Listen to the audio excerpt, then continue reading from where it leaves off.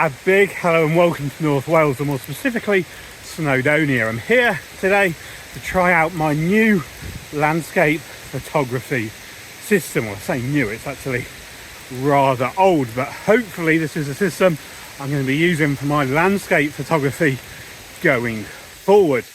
Now, I've literally just arrived in North Wales and I've got about 2 or 3 hours light remaining, and as you can see, the weather isn't particularly great. And my initial thoughts when I came to North Wales looking at the forecast was to get some very moody black and white mountainous landscapes, but because of this drizzly weather, which is very squally when I'm out in the open, I thought, you know what, let's just go to the safe location and shoot a waterfall, which is a little bit more undercover. And for that reason, I'm going to be using colour negative film today.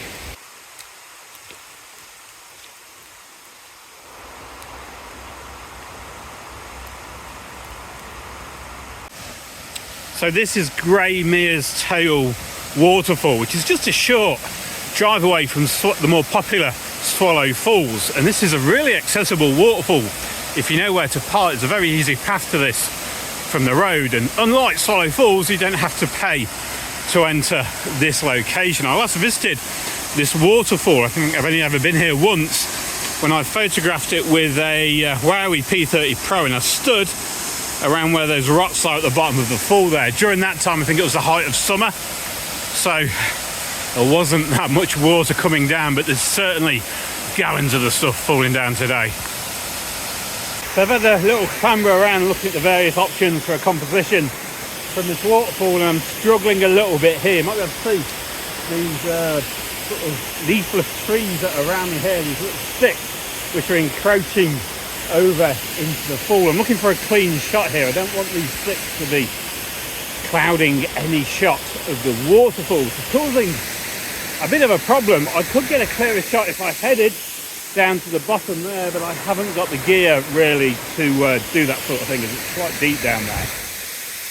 This fall here, this side one here, I'm really liking how the water splits out at the bottom, but again, we've got this tree, bush, whatever it is, sticking up here, obstructing that fall. So I think I'm going to go for the other fall, mainly just so I can get a cleaner shot. I'm going to go for vertical composition and try and include all the greenery at the side of it. Some of it is moving around due to the wind and the speed that the water's coming down now, but again, I think that's just something I'm going to have to live with.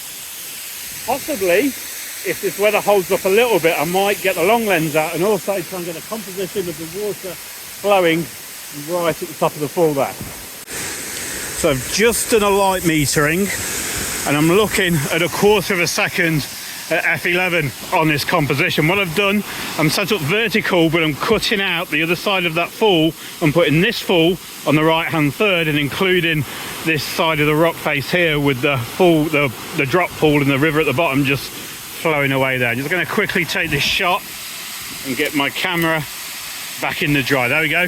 The first shot on this camera on film. Hopefully lots more to come. In the end, I decided not to use my telephoto to photograph the top of that waterfall, primarily down to the conditions. I just wasn't brave enough to change lenses in this sort of very drizzly atmosphere. And I'm not 100% sure, if I'm honest, if that shot I've just taken will come out looking okay. The scene felt very atmospheric at the time, and I really do hope that comes out in the final result, but I'm not going to know for at least a few days until I send off my film to be developed. Really excited about that single shot that I just took of that waterfall. Fingers crossed it will come out looking nice and atmospheric and moody in the final result. But as I just said, I'm not going to know for a few days until I get the images back from the developer. And for that reason, I think I'll wait until the end of this video before I display all the images from today. Now, I'm sure some of you noticed that I was using a Pentax 6.7 system when photographing that waterfall, and that is the recent purchase of mine. I've purchased that camera along with a number of prime lenses and a couple of filters to fit on the front as well, plus a bag to fit it all in. So it's near enough a replacement of my whole landscape photography system. Now, I suppose the big question is, why have I switched to film? And it sort of goes back really to the summer when I went to Norfolk and photographed a number of the wind pumps over on the Broads there. I was using a medium format Yashica camera, very little camera, and photographing those wind pumps in black and white. Now, I've got to be honest, I wasn't overly excited about the results that I got from that trip. But what I was excited about was the experience, setting up my camera, going through the processes, really focusing on the composition, doing the light meter readings, setting all the knobs on the camera, and just really getting hands-on and crafting my image. I really enjoyed that element, and that's what's really pushed me forward towards film photography. And there's also the small issue of all that AI now encroaching into mobile phone photography, which is also pushing me in the other direction. Now, my little setup, I've got the Pentax body itself, the 6.7 body. I've also got a 45mm lens, which is what I just photographed that last scene with. That equates to, I think, around a 23mm, but when you're shooting with it, when you're composing with it, it feels a lot wider, and just that single waterfall, it was an absolute pleasure to compose with.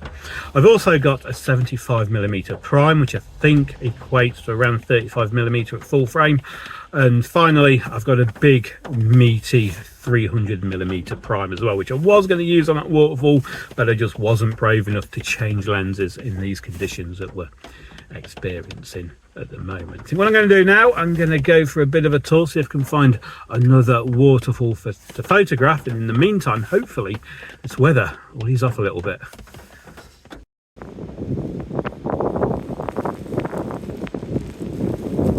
Really hopeful of getting some nice moody shots today, but I'm going to have to admit defeat to this weather. It is absolutely torrential. The conditions atmospherically are amazing, but they're just not workable conditions that I can use this camera in. So I think I'm going to admit defeat for today, pause filming, and we'll restart tomorrow morning. And good morning, a different day and different conditions. You join me at around sunrise this morning. I've already been to one location called Penrose Coastal Park, in which I was hoping to get a nice sunset image from. However, when I arrived at the location, which is a very sort of sublime and beautiful location, I could not see any compositions. Everything was very minimalist and simplistic, and that's not really my style of photography. So what I've done, I've moved to the opposite side of the Isle of Anglesey, and I've now come to the very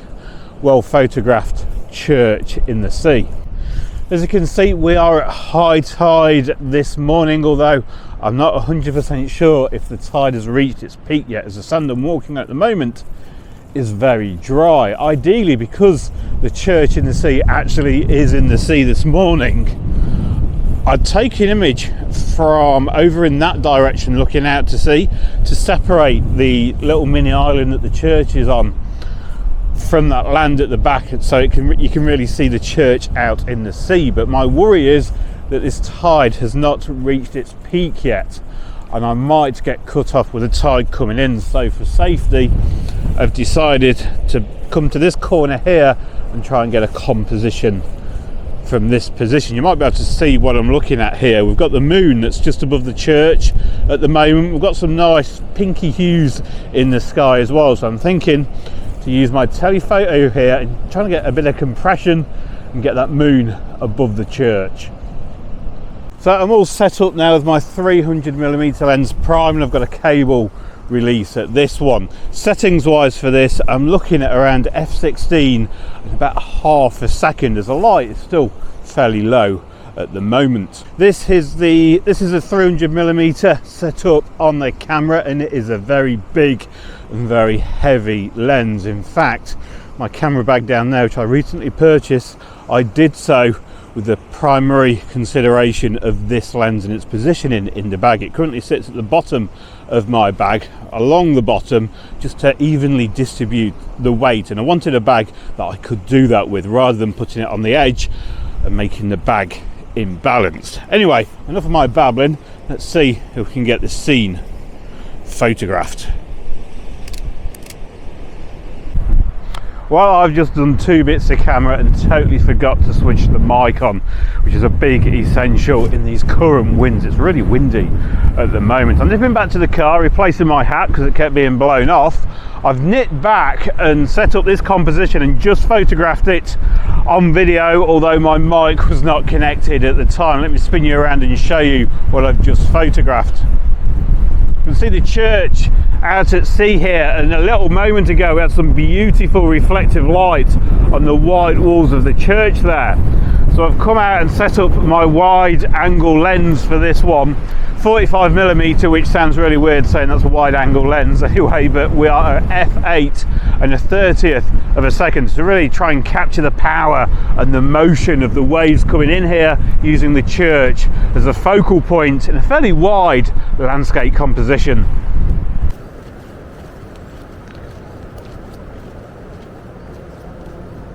From yesterday's very stormy Snowdonia National Park to this morning's rather windy coastal sunrise, you now find me in this beautiful evergreen woodland with the morning dappled sunlight just coming through the woodland here. I'm not big on woodland photography, but when I do get inspired to photograph trees, it's normally in a woodland such as this. I love these evergreen woodlands, especially the way the landscape moves around these woodlands. It's something very unique, and it's not something that I see a lot of in the Midlands from where I am at home. So I think I'm going to spend much of this morning using up the rest of the film in my camera, trying to find compositions in this woodland. It's very experimental, this shot, but it looks really nice through the viewfinder. I want to see how film reacts to a backlit scene. As I'm not too experienced with film, I'm just trying to get a little bit experimental. I'm on f4, which is wide open for this long lens, and I'm at 500th of a second for this shot. What I'm seeing through the viewfinder here is exactly what I want. It's a nice dreamy feel. I'm focusing on the tree, the sort of second one in that you might be able to see on the camera, and in the foreground here we've got some berries just here, but these are totally out of focus in my shot, and I feel it just adds to the sort of dreamy feel.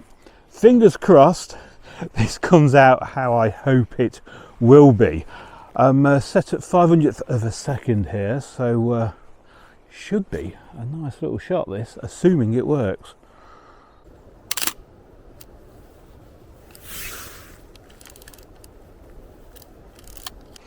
So 75mm for this next one, just because I haven't used this lens yet for an image, so I thought I'd pop it on.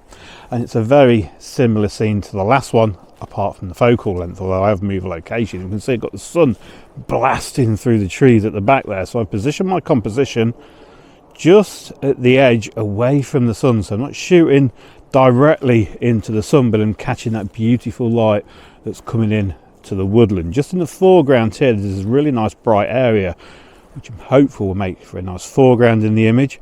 I'm wide open at f4, so I'm going to be blurring out all these weeds again to give that very ethereal effect.